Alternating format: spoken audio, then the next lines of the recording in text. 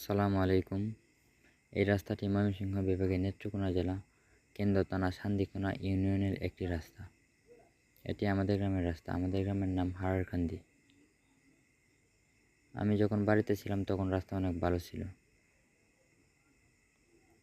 আমি একটি বিশেষ কাজের জন্য ঢাকা গিয়েছিলাম। ঢাকা যাওয়ার পর শুনতে পারি বাড়িতে অনেক বৃষ্টি। তো এক সপ্তাহ পর্যন্ত বাড়িতে বৃষ্টি হয়েছিল। বৃষ্টি হওয়ার পর রাস্তার মধ্যে এরকম পানি জমে গেছে, আপনারা ভিডিওর মধ্যে দেখতে পারতেছেন।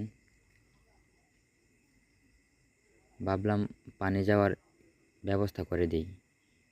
পানি যাওয়ার ব্যবস্থা করে দিলে মানুষ চলাফেরা করতে পারবে ভালোভাবে।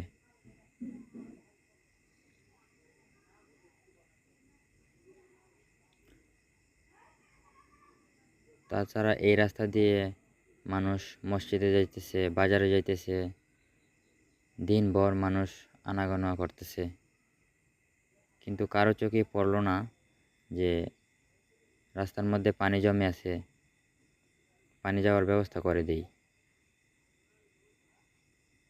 তো কি আর করা, আমি পরে নিজে পানি যাওয়ার জন্য ব্যবস্থা করে দিলাম।